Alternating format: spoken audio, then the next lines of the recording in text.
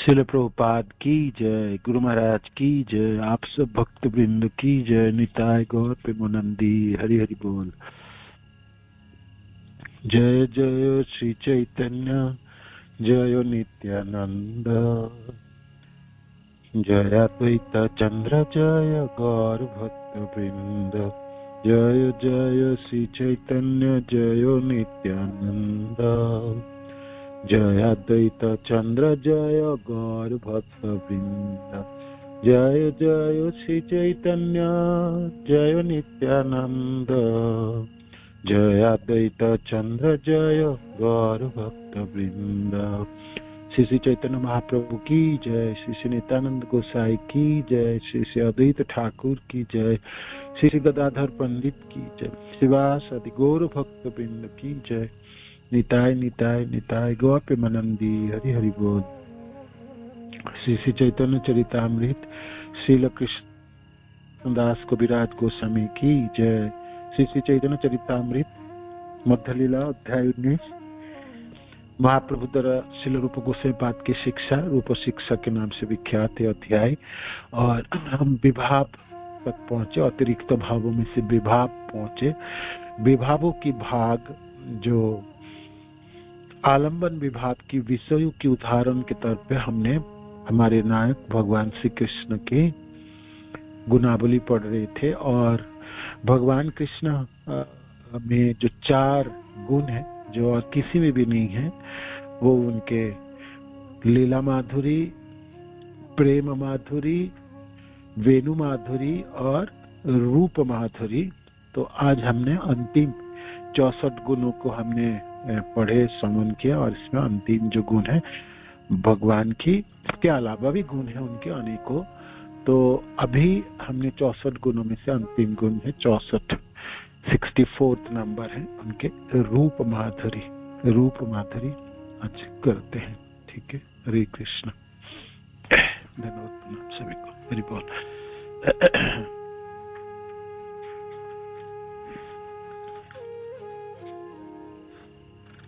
कृष्ण का अतिशय सौंदर्य, कृष्ण का अतिशय सौंदर्य माने रूप माधुरी। रूप भगवान कृष्ण के रूप माधुरी है ना, रूप माधुरी।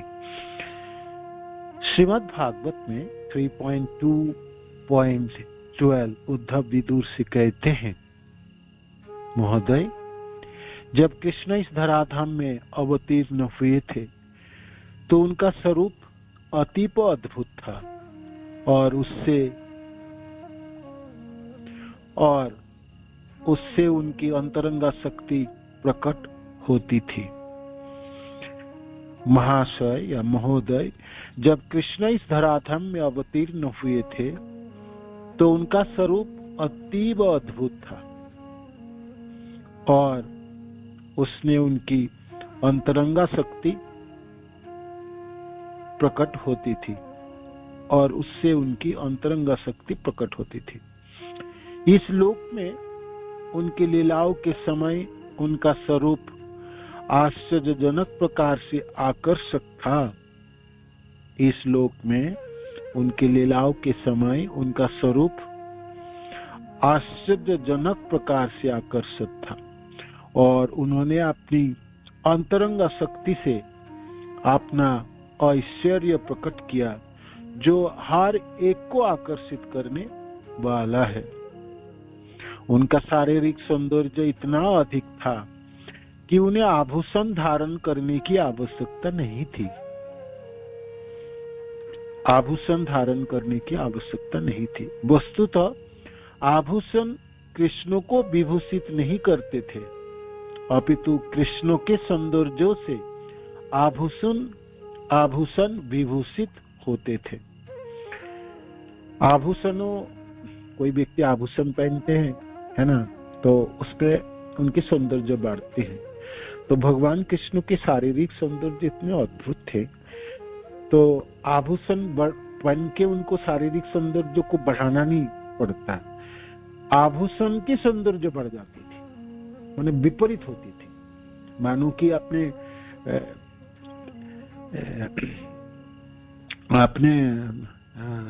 ताबीज माने आपको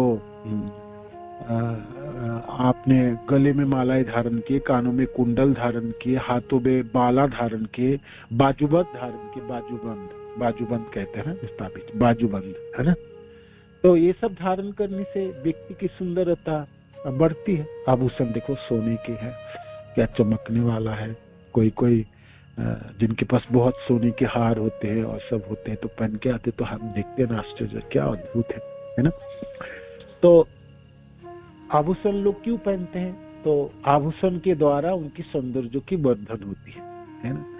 जैसे हीरो हीरोइन को आप देखें तो ऐसे आप देखोगे बिना मेकअप किए और बिना आभूषण और कपड़े अच्छे पहने तो आपको अच्छा लगता है। ऐसे ऑर्डिनरी घर पे देखोगे ना तो आप विश्वास ही नहीं कर पाओगे, आपको लगता है यार पर्दे में जो जिसको हम देखते हैं ना वो तो कितना सुंदर है, ये तो बिल्कुल भंगी जैसी है, ये सब कैसा है? ऐसा ही है ना। तो वो अपने सब मेकअप करते हैं, सब अपने अपने अच्छे पोशाक पहनते हैं, अच्छा आभूषण धारण करते हैं, अपने मैचिंग सब है ना। तो फिर उनकी सुंदरता निखारता है और फिर लोग बढ़ावा देते हैं, हम सब जानते हैं। किंतु ऐसे बिना निखार पर, बिना मेकअप के और बिना कपड़े अच्छे पहने और आभूषण आदि धारण के उनको देखोगे ना, आप सोचोगे ये तो बेकार है, ये तो इसको हम देखने के लिए इतनी मारामारी और इतने लाइन, इतने सब पैसा खर्चा करता है ना। तो होती है। किंतु भगवान कृष्ण की सुंदरता अद्भुत है, आश्चर्यजनक है ना। उनमें आभूषण धारण करने की कोई प्रयोजन नहीं है ना। उनकी हाथों की, पाँव की लालिमा, हाथों की कोमलता है ना, उनकी ग्रीवा, उनके गर्दन, उनके प्रशस्त सीने, अजानुलंबित भुजा, घुटने तक उनकी भुजाएं, उनके कंधे और उनकी कुंचित केस और मुलायम केस है ना, एकदम नरम। आप भगवान के बालों में हाथ लग जाए ना तो आप सोचोगे ये मक्खन है कि ये और बाल है क्या और कुछ है ना। और फिर कुंचित केसों की जुड़ा बनाते हैं और जुड़ा में आभूषण धारण करे ना करे कोई फर्क नहीं है ना, ऐसे ही सुंदर लगते हैं। और बाल ऐसे बिखरे हुए हैं, गालों के ऊपर आके पड़े, तब तो और सुंदर लगता है, तब तो और आकर्षक लगते है ना। और कोई साजने की जरूरत है नहीं, कोई सजाने की प्रयोजन है नहीं कृष्ण को। हालांकि गोप सखा जन, जसोदा मैया और प्रेमी जन, भक्त जन सब भगवान को सजाते हैं, क्यों ना सजाए है ना। अपने प्रियतम को ना सजाए तो किन को सजाए है ना। तो चंदनों की बड़ी कार्य होती है भगवान कृष्ण के श्रीमुख के है। हमारे कृष्ण बलराम मंदिर के आप भगवान को देखो, हमेशा सजे हुए रहते एकदम है ना, चकाचौंध रहते हैं। किंतु ना भी करे है ना, मंगला आरती के समय आप देखो, हम जब दर्शनार्थी के समय जाते तब तो एकदम है ना, मंगला आरती में भी है ना कुछ भी मान के ज्यादा सजावटी नहीं होता, तब भी भगवान कितने सुंदर लगते, सबसे सुंदर लगते है ना, सबसे सुंदर लगते। तो कोई कपड़े चमकपना कपड़े नहीं पहने हैं, कोई आभूषण नहीं धारण किए, माला आदि भी नहीं धारण किए, तब भी भगवान इतने सुंदर है ना, कितने सुंदर है ना। तो हमें आंखें नहीं फिरा सकते। तो आप कहते हैं ना, मतलब क्या सुंदर लग रहे थे भगवान है ना, मंगला इतनी सुंदर लग रहे थे, इतनी सुंदर। आप पूछो किसी को, भाई क्या सुंदर लग रहे थे, कानों में कुंडल धारण किए थे, क्या क्या सुंदर सुंदर मालाएं धारण किए थे, कोई आभूषण धारण किए थे, हर उंगलियों में अंगूठी थे, बाला थी, बाजूबंद था, क्या था, कुछ ना भी हो है ना, तब भी भगवान इतना सुंदर। आभूषण कृष्ण धारण करते हैं, आभूषणों से उनकी सौंदर्य की वर्धन नहीं होता, भगवान कृष्ण के शारीरिक सौंदर्य से उनकी आभूषणों की सौंदर्य की वर्धन होती है। तो आजकल कर जो एडवर्टाइजिंग होता है ना, हीरो हीरोइन को एडवर्टाइज कराता है ना, सब चीजों को आप सब जानते हैं। तो हमारी कृष्ण किसी को मिल जाए, किसी एडवर्टाइजिंग कंपनी को, तो कुछ पहना के एडवर्टाइजिंग करने की जरूरत नहीं, उसको सीधी खड़ी कर दो किसी जगह, अपने आप एडवर्टाइजमेंट हो जाए, मार्केटिंग हो जाएगी है कि नहीं? तो इतने सुंदर है कृष्ण, कितने सुंदर है। मानो कि आप बोलने के प्रयत्न करेंगे, भाई सुंदरता की कोई सीमाना तो होगी ना। आप किसी के साथ तुलना तो करोगे। देखो जैसे हम पुराना दिन की आप हीरो की बात करो, राज कपूर हो या आपकी अमिताभ बच्चन आदि, सब ये आजकल शाहरुख आदि है ना, ये सब हीरो की बात करते, हीरोइन की भी बात करें, हेमा मालिनी जी से लेकर शुरू करके बाकी सब है ना। तो हम तुलनात्मक रूप में हम पुराना दिनों की हीरो हीरोइन से आज के कितनी सुंदर है, किस तरह से क्या विशिष्टता है, इस पर हमें तुलना देते, तो फिर सुंदरता की हमने वर्णन करते बताते। किंतु कृष्ण की सुंदरता की वर्णन करते समय साधक जन, प्रेमी जन, भक्त जन उनके किनके साथ तुलना करेंगे? उनके जैसा कोई है ही नहीं, है ना। उनके बराबर भी कोई ना है, आगे बढ़ के तो कोई है ही नहीं। तो फिर तुलना कर ही नहीं पाते हैं, किससे करेंगे? इसलिए भगवान कृष्ण की सुंदरता की समझाने के लिए इस भौतिक संसार में हम कमल फूलों के साथ तुलना करते। आंखें कमलों की पंखुड़ियों की तरह है, नाभि उनको कमलों की तरह है ना। भगवान के लालिमा और चरण आदि सब फूलों के साथ, कमलों के साथ तुलना करते हैं। किंतु कृष्ण की सुंदरता कमल फूलों से भी करोड़ों करोड़ों गुना ज्यादा है। कमल की बेचारा क्या सुंदरता है कमल फूलों की, बताओ। उससे भगवान की सुंदरता की क्या तुलना हो सकती है? किंतु और कुछ है ही नहीं हमारे पास, तो क्या किया जाए। तो इसीलिए नमो पंकज नाभाय, नमो पंकज मालिक, नमो पंकज नेत्राय, नमस्ते पंकज अंग्रे।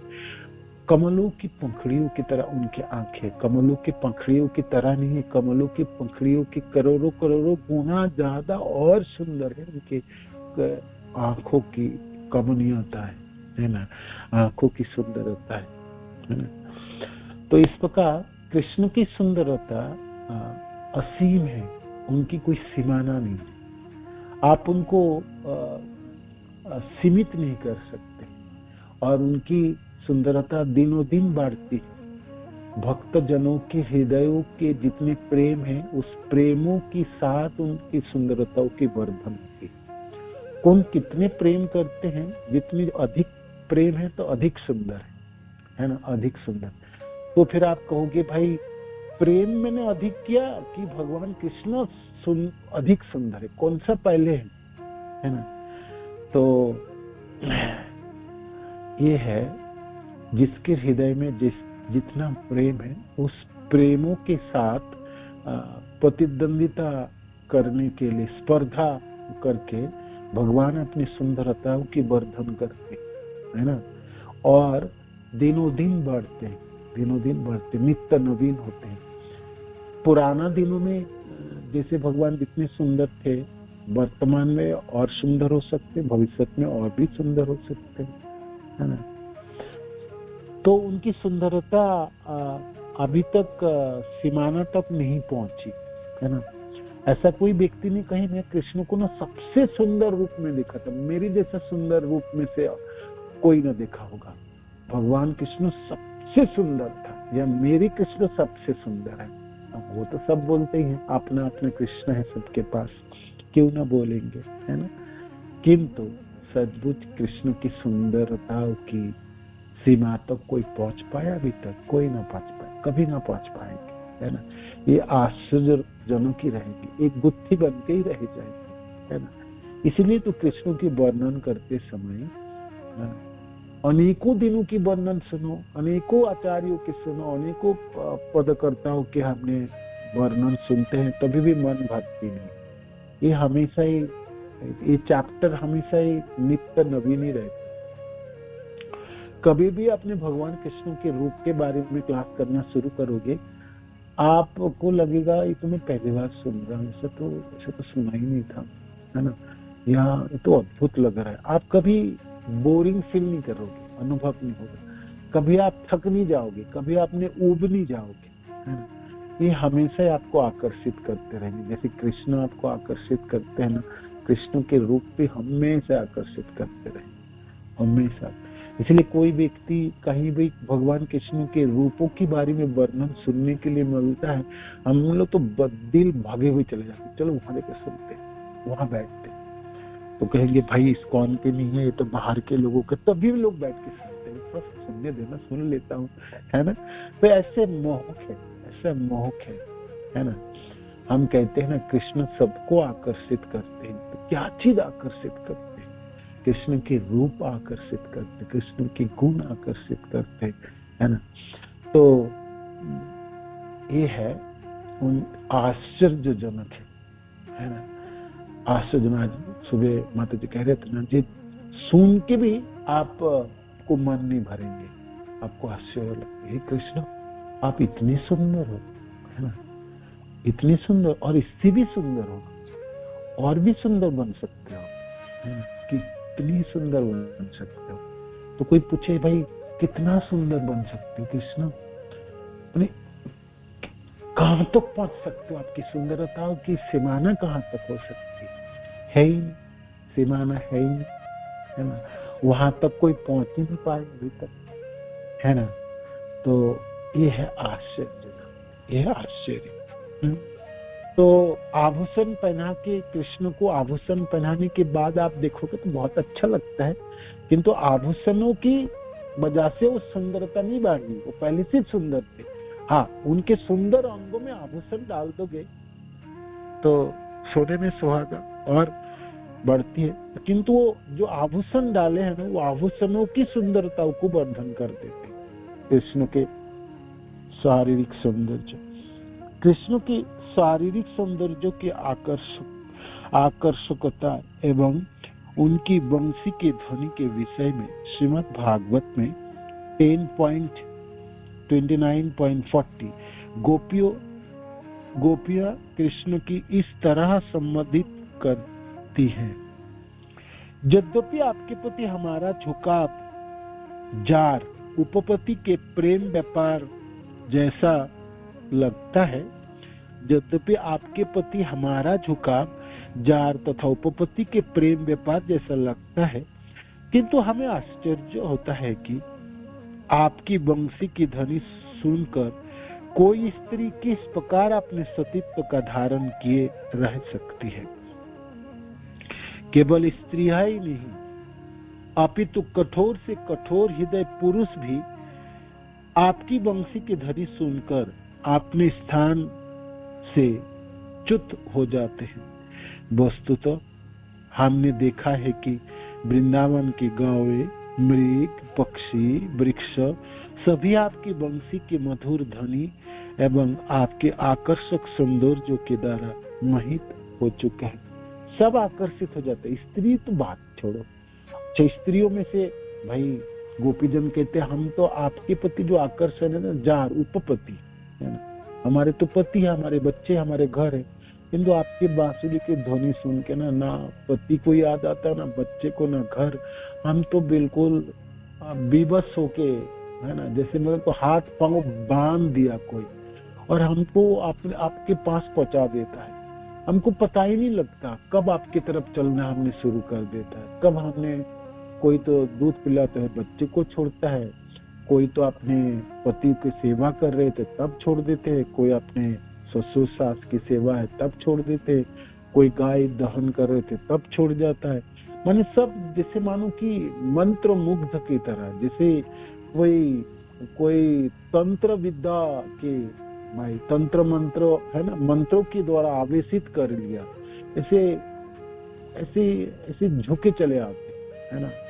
तो गोपीजनों की यहाँ पर उक्ति है, जे हमारे झुकाव, आपके प्रति हमारे झुकाव उपपति के प्रेम व्यापार जैसा लगता है, किंतु हमें आश्चर्य होता है कि आपकी वंशी की ध्वनि सुनकर कोई किस प्रकार आपने सतीत्व का धारण किया रह सकती है।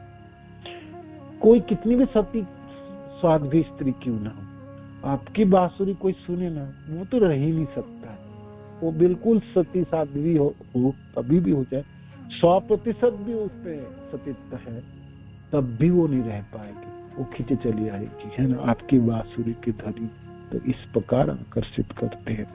और स्त्रियों की तो बात ही छोड़ दो, कठोर से कठोर पुरुष भी आपकी बंसी की ध्वनि सुनकर अपने स्थान से च्युत हो जाते हैं, वो गिर पड़ते हैं, है ना। वस्तु तो हमने देखा है कि वृंदावन की मनुष्य तो बात छोड़ दीजिए, अब गाय पशु पक्षियों की बात करें, गाय हो, है ना, मृग हो, पक्षी हो, वृक्ष हो, सभी आपकी बंसी के मधुर ध्वनि एवं आपके आकर्षक सौंदर्यों के द्वारा मोहित हो चुके हैं। रूप गोस्वामी को तो ललित माधव में कहा गया है, एक दिन कृष्ण ने मणि जड़ित आंगन में अपने सुंदर स्वरूप की परछाई देखी। ललित माधव, ये द्वारकाधीश, द्वारका में की बात आई। इस शारीरिक प्रतिबिंब को देखकर उन्होंने अपने भाव व्यक्त किए, कितनी विचित्र बात है कि मैंने ऐसे सुंदर स्वरूप को कभी देखा भी नहीं। यद्यपि यह मेरा ही स्वरूप है, फिर भी मैं राधा रानी के समान इस स्वरूप का आलिंगन करके दिव्य आनंद भोगना चाहता हूँ। मणि जड़ित फर्श में भगवान एक दिन चले जा रहे होंगे, सुधर्मा सुभा की तरफ जा रहे होंगे, तो उस पे प्रतिबिंबित हो गए उनके रूप, तो देख के स्वयं कृष्ण आश्चर्यचकित हो गए, जी कितने सुंदर है, इतने सुंदर है, मैं इतना सुंदर हूँ। तो ऐसा सुंदर पुरुष को तो आलिंगन करके राधा रानी को दिव्य आनंद होते। मैं भी इस प्रकार राधा रानी के जैसे मैं इस स्वरूप को आलिंगन करके दिव्य आनंद भोगना चाहता हूँ। भगवान कृष्ण खुद ही अपने स्वरूप को देख के, अपने प्रतिबिंब को देख के इतने आकर्षण के अनुभव करके, इस कथन से पता चलता है कि कृष्ण तथा उनकी छाया एक है। कृष्ण तथा उनकी छाया एक है, ना तो उन दोनों में कोई अंतर है, ना कृष्ण तथा उनके चित्र में अंतर है ना। हमारी स्वरूप, मेरी निजी शारीरिक रूप और मेरी छाया में भेद है ना। छाया तो छाया है ना। आप कितने भी सुंदर व्यक्ति हो ना, आपकी छाया से उस सुंदरता निखरता है और स्फुटित होती है? बिल्कुल होती नहीं, बिल्कुल नहीं होती। होती है? बिल्कुल ना होती। आप कोई भी कहेंगे क्या दिखा रहे हो, है ना, ये प्रतिबिंब क्यों लेके आ गए, ये फोटो क्यों, ऐसा क्यों दिखा रहे, है ना। तो होता है ना। तो किंतु भगवान कृष्ण और कृष्ण की छाया, है ना, एक ही जैसा है, भेद नहीं है, बिल्कुल भेद नहीं है, बिल्कुल भेद नहीं। इसलिए भगवान की जो फोटो है, चित्र है, चित्र नहीं है, वो स्वयं कृष्ण ही है, वो स्वयं कृष्ण। कृष्ण के विग्रह धातु के बने, मिट्टी के बने, है ना, सोने के, है ना, रत्नों की बना हुआ यहाँ आप चित्रपट है ना, तो वो स्वयं कृष्ण ही है, अभिन्न है, भिन्न नहीं है। जैसे भगवान कृष्ण के नाम और कृष्ण में भेद नहीं, इसलिए कृष्ण के छवि, कृष्ण के छाया और कृष्ण में कोई भेद नहीं है। उपर्युक्त कथनों से कृष्ण के भीतर कतिपय विचित्र आनंद स्रोत एवं उनके दिव्य गुणों का पता चलता है। कृष्ण के दिव्य गुणों की तुलना सागर से की जाती है, क्योंकि सागर की लंबाई तथा चौड़ाई का अनुमान नहीं लगाया जा सकता है, किंतु जिस तरह सागर की एक बूंद की परीक्षा करके सागर में निहित वस्तुओं को जाना जा सकता है, उसी प्रकार इन कथनों से कृष्ण के दिव्य स्थिति एवं गुणों का कुछ कुछ पता चलेगा। श्रीमद् भागवत में 10.14.7 ब्रह्मा जी कहते, हे प्रभु, आपने इस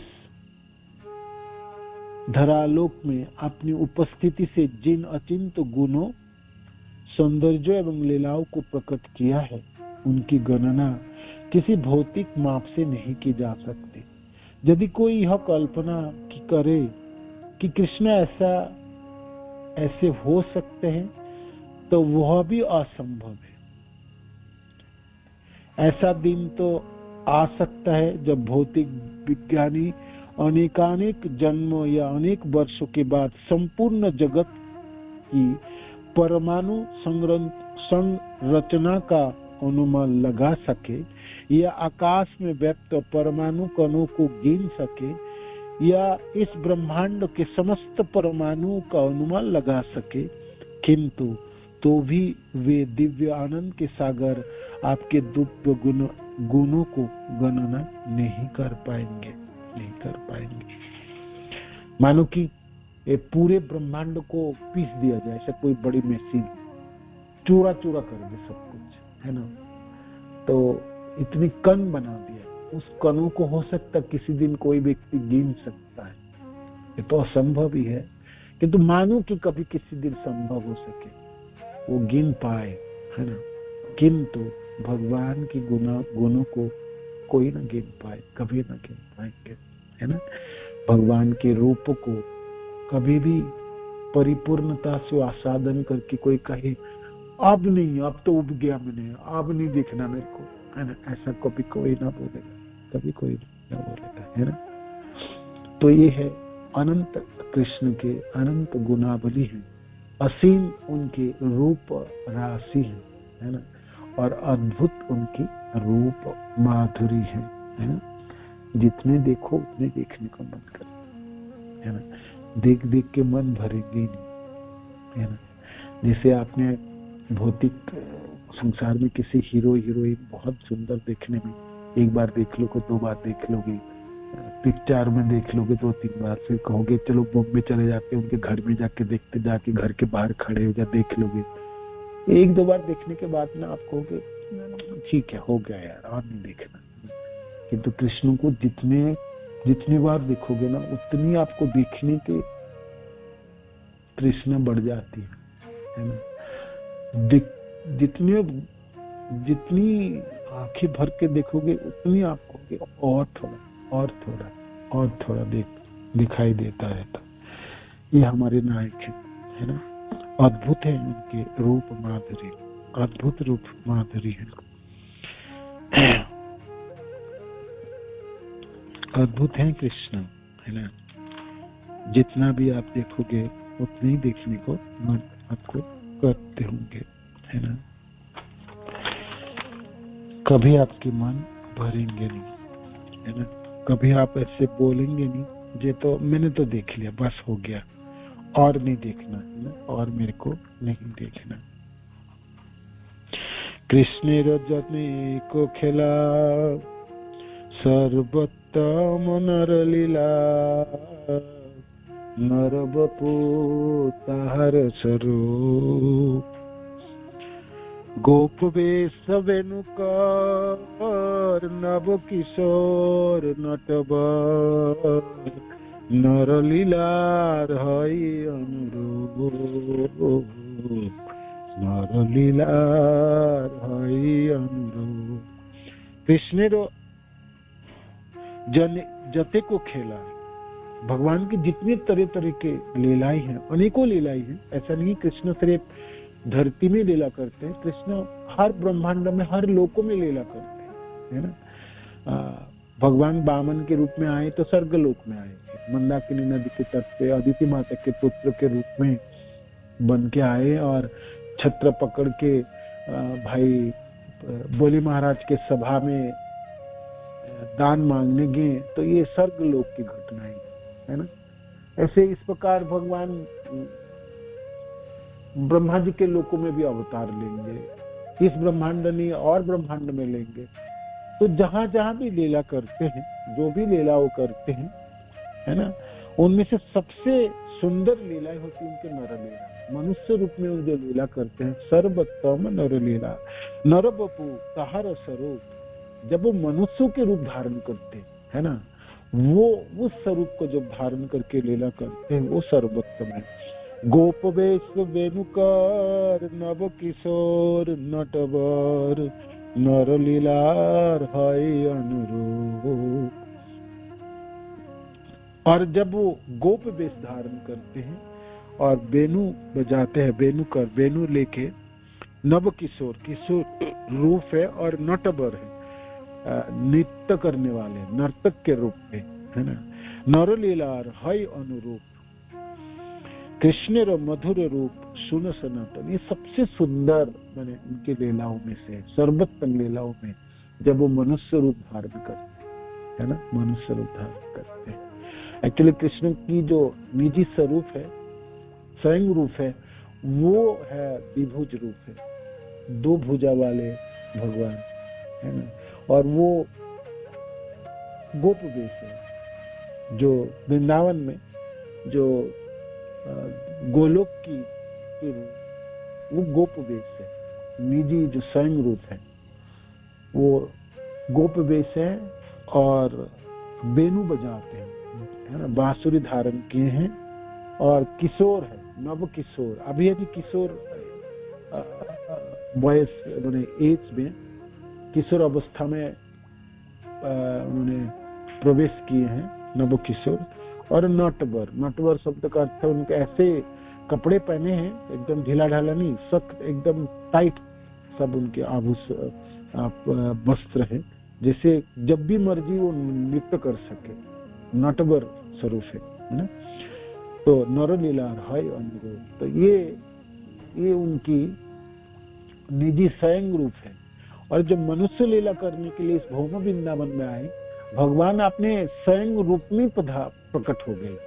हम सब मनुष्य हमारे जैसा कृष्ण नहीं है, हम कृष्ण की तरह है। कृष्ण के स्वयं रूप पहले से विद्यमान थे, द्विभुज रूप में कृष्ण विराजमान रहते हैं गोलोक वृंदावन में। हम सब लोग कृष्ण के जैसे ही ऐसे द्विभुज वाले, दो हाथ वाले है ना। तो ये सबसे सुंदर स्वरूप है कृष्ण की, कृष्ण के निजी रूप है, स्वयं रूप है ना, स्वयं रूप है। तो महाप्रभु कहते हैं, हे सनातन, मैं भगवान कृष्ण के मधुर रूप को बताता हूँ, एक बिंदु चखा देता हूँ मैं आपके उनके रूपों को, है ना। तो जैसे समुद्र के पानी है, जल है, और अगाध जल राशि है, तो उनमें से एक बूंद आप चख लो तो आपको पता चल जाएगा ये भाई दूध की समुद्र है या खीर की समुद्र है, या भाई ये क्या खारा पानी की समुद्र है, या आपने घी की समुद्र है, होता है ना, तरह तरह के समुद्र है, गन्ने के रसों की समुद्र है, होता है, आपने पता चल जाएगा एक बूंद चखने से। तो इस प्रकार महाप्रभु कहते, सनातन, मैंने ना आपको एक बूंद चखाता हूँ उस रूप सुधा की, सागरों की, है ना। तो रूप सिंधु है ना, वहां के एक बिंदु को मैं चखाता हूँ। कृष्णेर मधुर रूप सुन सनातन, जे रूपे रे ककन दुबाई सर्व त्रिभुवन, सर्व प्राणी करे आकर्षण। वो रूप की एक कण, एक बूंदी सारे तीनों भुवनों को डुबो सकता है, तीनों लोकों को, ऊर्ध्वलोक, ये धरती, मध्य लोक है हम, और फिर पाताल, तीनों लोकों की एक ही बूंद डुबो देगा, है ना। सर्व प्राणी करे आकर्षण। और कृष्ण के रूप ऐसे ही है, ऐसे रूप माधुरी सारे प्राणियों को आकर्षित करते हैं। ऐसा नहीं सिर्फ मनुष्यों को ही करता है। जोग माया चेत शक्ति विशुद्ध सत्य परिणति, तार शक्ति लोक दिखाई थे। এই रूप रतन भक्त गणेर गुणधन, प्रकट कैला नित्य लीला होते। गोलोक वृंदावन की जो नित्य लीला है ना, उस नित्य लीला को प्रकट किया है ना यहाँ भौम वृंदावन में, और मनुष्यों के समाज में प्रकट किया है, दिखाने के लिए। देखो, आओ दिखा तो, है ना। मैं तो गोलोक में रहता हूँ, मेरी रूप सुधाओं को तो आप कभी भी न देख पाओगे, आप सब लोगों के आंखों के सामने में प्रकट करा देता हूँ। तो भगवान कृपा करके अपनी रूप रतन, रूपों के रत्नों को, है ना, भक्त गणेर गुणधन, जो भक्त जनों की एकमात्र संपत्ति गुणधन है ना, जिसको छिपा के रखता है भक्त जन, है ना, भगवान कृष्ण के रूप माधुरी को प्रकट कईला नित्य लीला हुईते। रूप देखी आपनार कृष्णेर हई चमत्कार, आस्वादिते मने उठे काम। सौभाग्य जार नाम सुंदर जाति गुणग्राम, एई रूप तार नित्य धाम। भूषणेर भूषणयंग, ताहे ललित त्रिभंग, तार ऊपर भ्रुधनु नर्तन। आपने को आप खुद ही देखे, एक दिन चलते चलते रत्नों की फर्श में भगवान अपने छवि को देख लिया, प्रतिबिंब को देखा। तो रूप देखिए अपना, कृष्ण है चमत्कार, अपना रूप को देख के चमत्कृत हो गए। आस्वादिते मने उठे काम, ये कितना सुंदर, इतनी सुंदर है, इसको मैं आलिंगन कर पाऊं क्या, है ना। आस्वादिते मने उठे काम, सौभाग्य जार नाम सुंदर जाति गुण ग्राम, यही रूप तार नित्य धाम। ये सौंदर्य आदि गुण ग्राम है ना, ये जो रूप है, रूप सुधा, रूपों की माधुरी है ना। ये तो नित्य धाम, नित्य लीलाओं से प्रकट हुई है ना, प्रकट आई। भूषणेरो भूषण अंग, आभूषणों की सौंदर्य बढ़ते हैं इसी सुंदर शरीरों में धारण करने से। ताहे ललित त्रिभंग, और त्रिभंग है ना, 3 जगह में टेढ़े है ना भगवान, है ना। तो ललित त्रिभंग सुंदर रूप, तार ऊपर भ्रुधनु नर्तन, उनके आंखें के ऊपर भ्रू है ना, और जिसे नित्य करने वाले। तेरे छ नेत्रांत बाण, तार दृढ़ संधान, बिंधे राधा गोपी का निर्माण। और आंखें तो देखो, तिरछा आंखें है ना, आंखों की कटाक्ष तो ये बाणों की तरह है, एक बार देखेगा ना तो हृदय में समा जाती है, बाण के तरह, माने तीर के तरह समा जाए।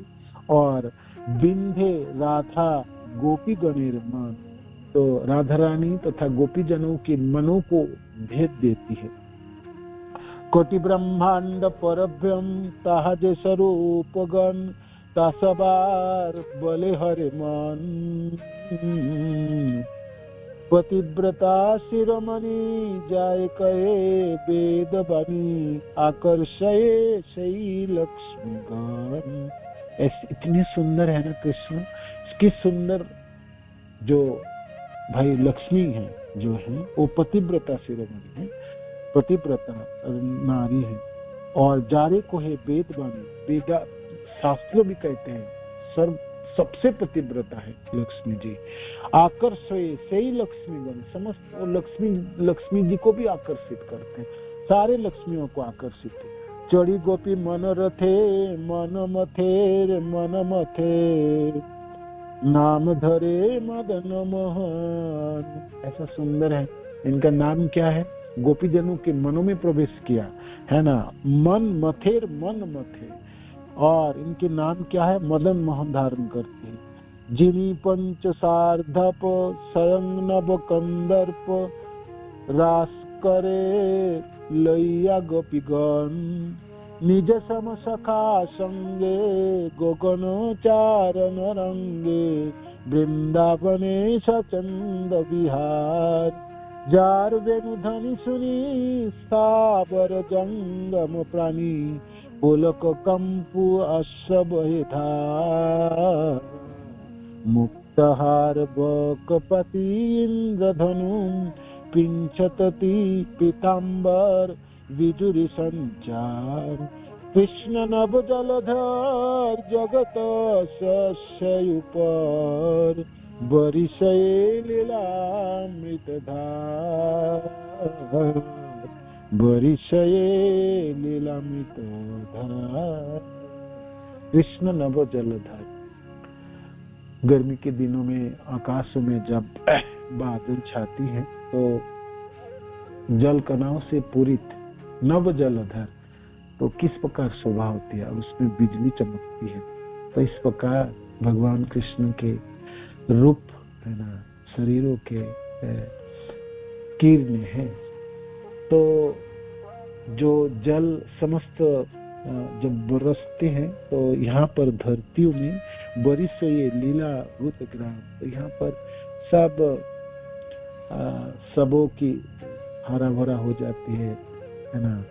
और जो खेती के कार्य होती है, शस्य के पौधे उग जाती है, तो सब लोगों की जीवन प्राप्ति होती है ना।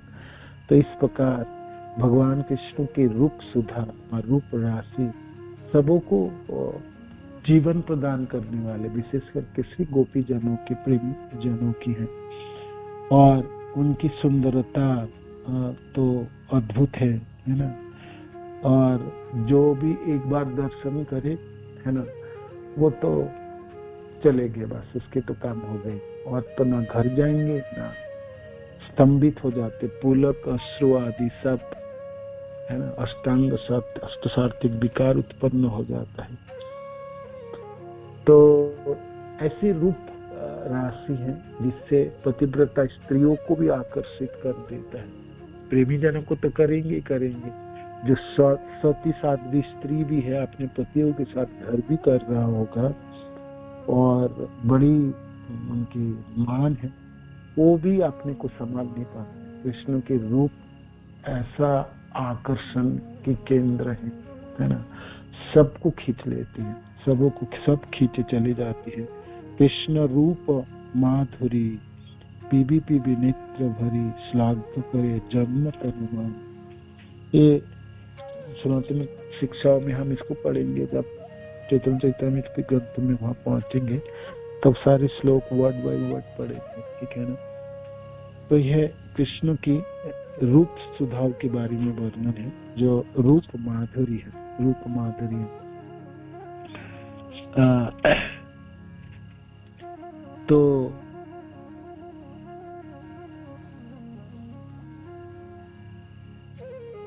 गोपी भाव दर्पण नभ नभ छने छन, तार आगे कृष्ण रो माधुर्य, दोहे करे हुड़ा हुड़ी, बाड़े मुख नाही मुड़ी, नव नव दोहारो प्राचुर्य। गोपी जनों की भावना दर्पणों की तरह है, गोपी जनों के हृदय दर्पणों की तरह है ना।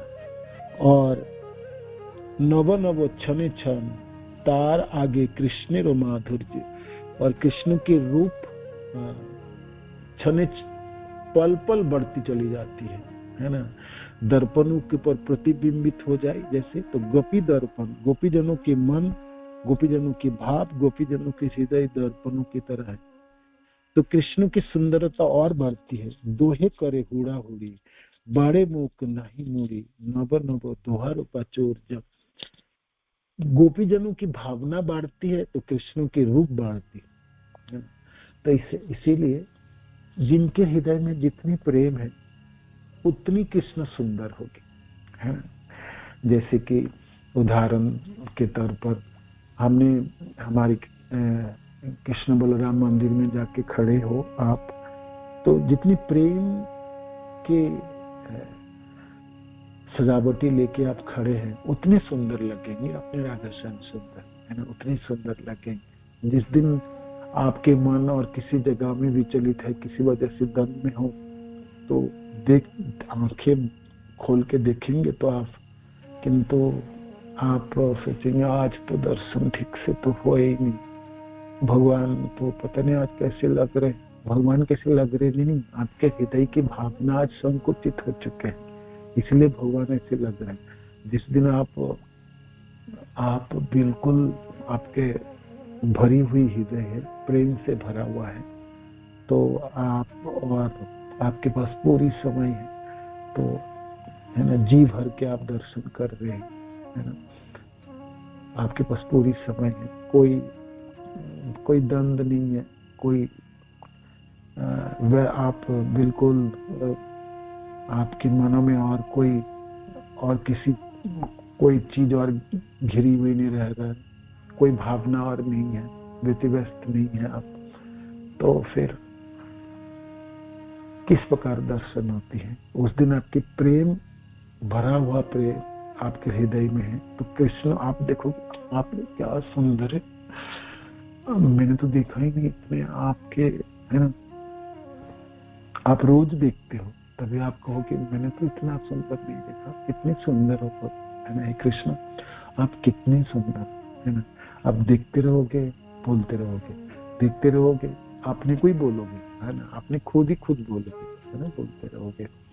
फिर कभी तो कभी कभी आंखें बंद करोगे, आंखें खोलोगे, कभी रोओगे, कभी थोड़ा नृत्य कर लोगे, कभी आंखें बंद करोगे, है ना, कभी आंखें बंद करोगे, बंद करके हृदय के पट पे अपने रूप को धारण करने के प्रयत्न करोगे, में क्या क्या करोगे, है ना। तो आप बिल्कुल खड़े होकर स्तंभित हो जाओगे और देखते ही रह जाओगे, देखते ही रह जाओगे, है ना। तो रोज की दर्शन अलग होती है ना। पल पल की दर्शन अलग होती है ना। एक जैसा दर्शन थोड़ी होती है। और हर भक्त की दर्शन अलग होती है। मूर्ति तो है एक ही, सजावटी पुजारी ने एक ही जैसे की है, किंतु आपने हृदय की प्रेमों के साथ दर्शन करते हुए नव नव रूपों में दर्शन कर लेंगे, है ना। ये इसको कहते हैं दोहे करे हुड़ा हुड़ी, बाड़े मुख नहीं मुड़ी, नव नव दोहर पचोर जा। जिसके हृदय में जितनी प्रेम है उतनी सुंदर कृष्ण होंगे। कृष्ण की सुंदरता उसी के मात्राओं से वर्धन होगी। और मानो कि दोनों में प्रतिद्वंदिता, प्रेम ज्यादा प्रेम ज्यादा सुंदर, ज्यादा प्रेम कम प्रेम तो कम सुंदर। तो एक दूसरे को प्रतिद्वंदिता करते हैं, स्पर्धा है, प्रतिस्पर्धा होती है। कौन कितना है तो उतनी बढ़ेगी, उतनी मात्रा से बढ़ जाएगा, है ना। तो यहाँ पर चैतन्य चरितामृत में सनातन शिक्षाओं में महाप्रभु सनातन गोस्वामी पाद को भगवान कृष्ण के रूप माधुर्य के बारे में वर्णन कर रहे हैं, रूप माधुर्य के बारे में वर्णन कर रहे हैं। आइए हमने एक पद और गाते हैं, ठीक है ना, फिर आपसे सुनते हैं थोड़ा सा।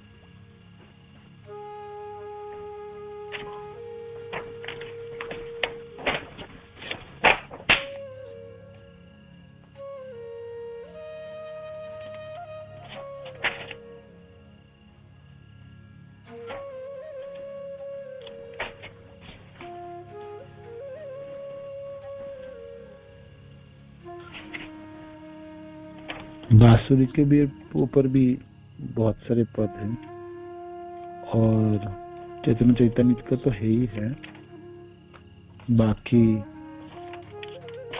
इसमें भी है। ठीक है, आप लोग बताइए, थोड़ी थोड़ी करके ऐड कीजिए भगवान के सुंदर रूप माधुर्य के ऊपर, ठीक है ना। मैं को बताऊं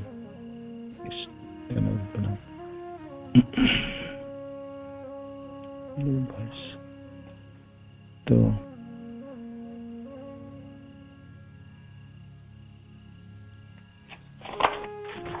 आप थोड़ी थोड़ी करके ऐड कीजिए। हरे कृष्णा प्रभु जी, धन्यवाद, प्रणाम। धन्यवाद जी, बताइए प्रभु जी। जैसे कि भगवान के शरीर पे जो आभूषण होते हैं उससे भगवान की सुंदरता नहीं बढ़ती, बल्कि जो आभूषण है उनकी सुंदरता बढ़ जाती है, उनकी सुंदरता बढ़ती है। जी।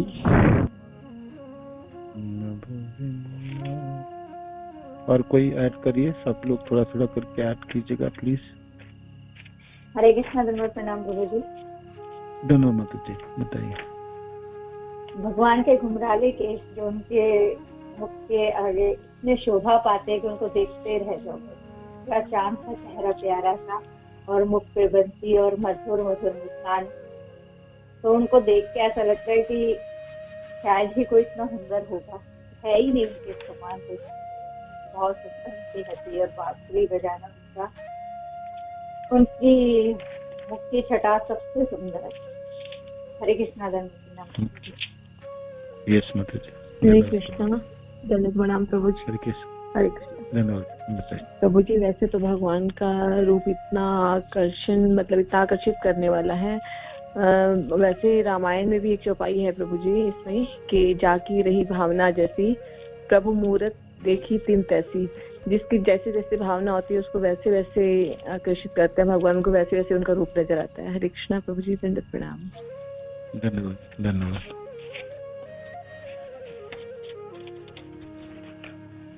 हरे कृष्णा प्रभु जी, दंडवत प्रणाम। धन्यवाद प्रभु जी। जब भगवान धराधाम पे आते हैं तो ये धराधाम पे पहले से धन अन्न और सारा चीजें जो है प्रफुल्लित होने लगता है, पशु पक्षी और सारा चीज संपन्न पूर्णता आ जाती है सब चीजों में भगवान के आविर्भाव से। यस, बहुत सुंदर। हरे कृष्णा प्रभु जी, धन्यवाद, प्रणाम। धन्यवाद। हरे कृष्णा प्रभु जी। प्रभु जी, जब भगवान धराधाम पे आते हैं तो मानव तो क्या प्रभु जी, मनुष्य, पशु, यहाँ तक कि देवता भी उन्हें देखने के लिए ललायित रहते हैं, और इस धराधाम पे वो भी आते हैं। हरे कृष्ण प्रभु जी, धन्यवाद, प्रणाम। यस, धन्यवाद, हरिबोल। ठीक है, तो एक चंडीदास जी के एक पद है भगवान की सुंदरता के ऊपर, थोड़ी सी आपको गा के सुनाते हैं, आज समाप्त करेंगे। तो हमारे भगवान कृष्ण के गुणावली समाप्त हो जाएगी आज। फिर हमने आप चैतन्य चरितामृत के श्लोका पढ़ना शुरू करेंगे कल से, ठीक है ना।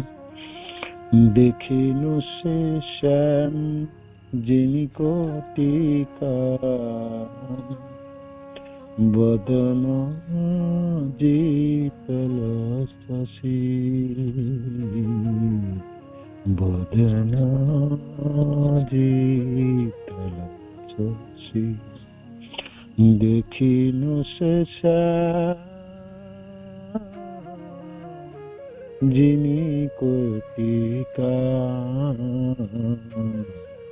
बदन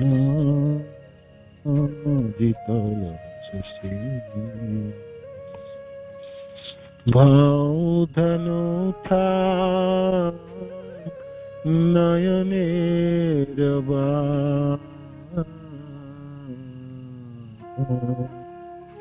हासी खसे सुधा राशि, हासी खसे सुधा राशि,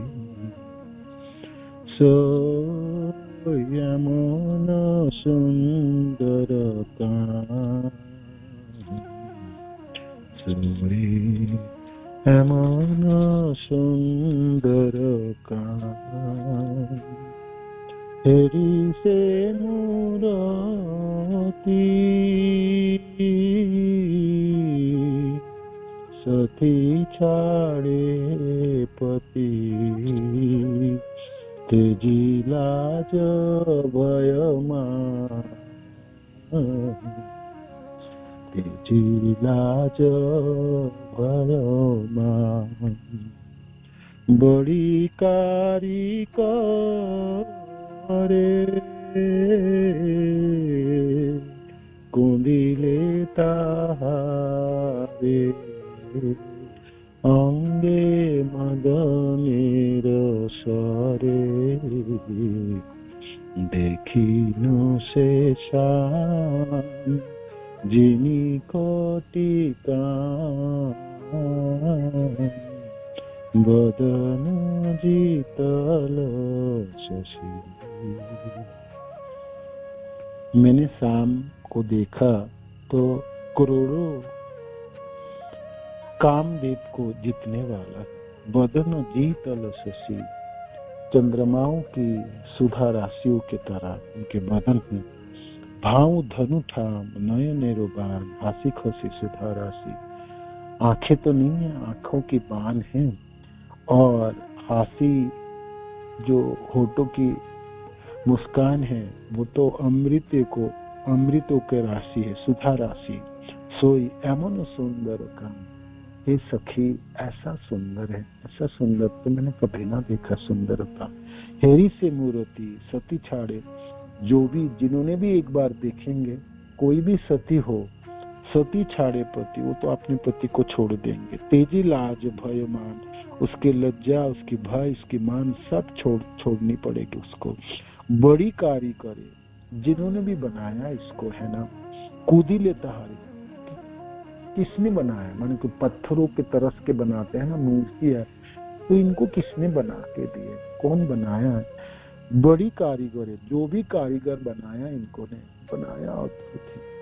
अंगे मदन रसरे, और सारे अंग तो मदनों की है ना आकर्षण है।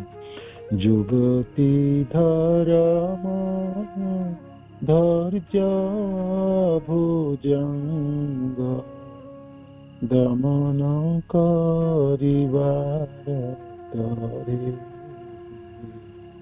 दमन करिवार तरे। अति सुशोभित वक्ष विस्तारित, देखियो दर्पण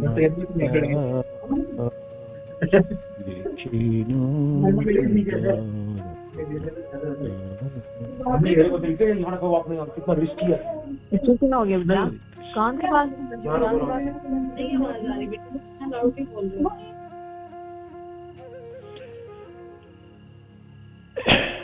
ताहार ऊपरे माला विराचित, कि दिवयोपमाता। नभीरयोपरे लमलता बाली, सापिन्याकार शोभा। भुरुर बलनी कामधनु जिनी, इंद्र धनु केरो चरण न करे विधो विराजित, मणिरा मंजरिता। चंडिता सहिया चेरूप हेरिया, चंचल राजा चंचल राजा। जब हम सनातन शिक्षाओं में आएंगे तब ये सब पद और फिर पढ़ेंगे और चैतन्य चरितामृत से। तो भगवान बहुत ही सुंदर हैं। भूर्व बोलनी काम धन जनी, इंद्र धनु के राभा। चरण नखरे विधु विराज, के चरण में और नाखूनों में चंद्रमा सुशोभित है। मणिर मंजरिताय, मणियों की छटाओं की तरह उनके नाखून है। चंडीदास हिया शेरूप देहरिया, चंचल हैया जाए। चंडीदास जी कहते हैं कोई एक बार देख लेंगे ना इनको तो स्थिर नहीं रह पाएंगे, उनके हृदय तो विचलित हो ही जाएंगे। ठीक है। हरे कृष्ण। श्रील प्रभुपाद की जय, गुरु महाराज की जय, आप सब भक्तजनों की हरे कृष्ण प्रभु जी। यस माता जी, ऐड कीजिए कुछ, बोलिए। बोलना चाहती हूँ माता जी, प्रभु जी। बताइए। सॉरी प्रभु जी, मैं आपसे टाइम ले रहा हूँ। इन्होंने बताया, बहुत अच्छा, बोलिए। हरे कृष्ण। कस्तूरी तिलकं ललाटपदकं वक्षस्थले कौस्तुभं नासाग्रे नवमौक्तिकं करतले वेणुं करे कंकणम् सर्वांगे हरिचन्दनं सुललितं कंठे च मुक्तावली गोपस्त्री परिविजयते परिवेष्टितो विजयते गोपाल चूड़ामणिम। हरे कृष्ण प्रभु जी, दंडवत प्रणाम। हरि बोल। धन्यवाद, प्रणाम माता जी, बहुत सुंदर, धन्यवाद आपको। शिल प्रभुपाद की जय, गुरु महाराज की जय, आप सब भक्तवृंद की जय, निताय गौर प्रेमानंदी। हरि बोल। हरे कृष्ण।